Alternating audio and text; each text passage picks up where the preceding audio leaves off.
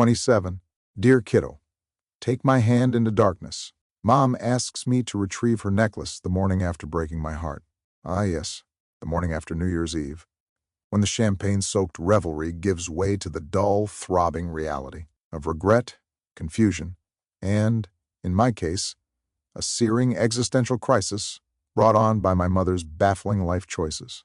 I awoke that morning with a feeling that can best be described as the exact opposite of joy.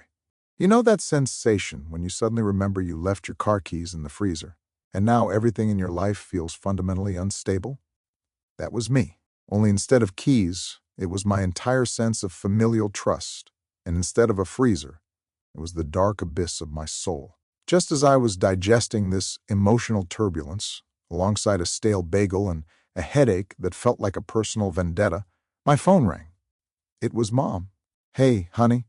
Happy New Year," she chirped, as though we hadn't spent the previous evening in a spiral of cross signals, awkward online tagging, and existential horror.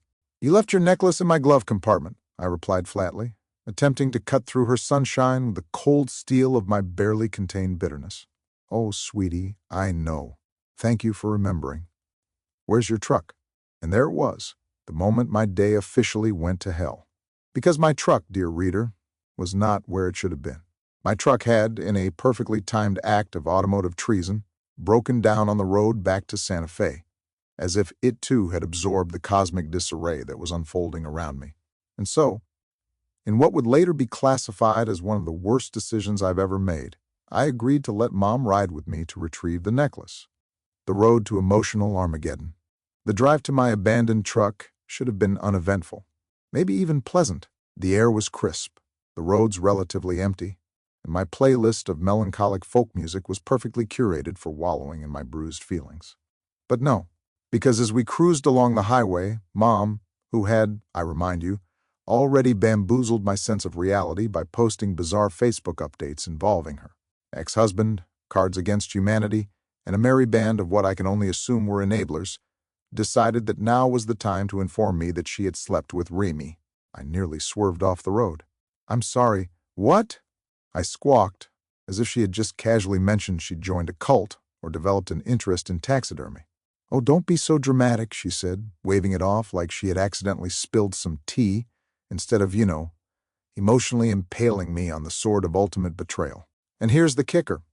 She was smiling, that weird, almost conspiratorial grin she gets when she knows she's done something wildly inappropriate, but has decided to treat it like a sitcom gag instead of, say, a devastating personal choice that is actively unraveling my mental stability. I sat there, gripping the steering wheel, white-knuckled and utterly devoid of the ability to process what was happening. My stomach twisted itself into a series of intricate origami shapes. She was laughing about it. Laughing. Oh, and it gets better. Later, she would casually mention, like she was reminiscing about a cute holiday memory, that she and the gang had sat around the morning after, chuckling about the whole thing.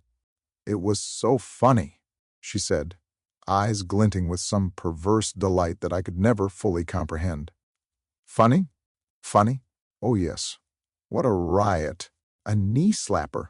A real laugh-a-minute comedy, where my trust and dignity played the roles of the hapless side characters who get thrown off a cliff for cheap entertainment value.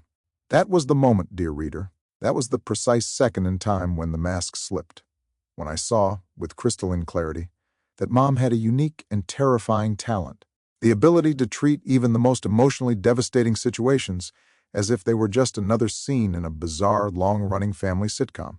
A sitcom where I was somehow always the straight man, the one left blinking at the camera while the audience howled with laughter at the absurdity of it all. The necklace retrieval and the journey back to sanity, or not. By the time we reached my truck and fished out her necklace, I was no longer sure of my own place in the universe. Had I always been this emotionally unmoored? Was I the one overreacting?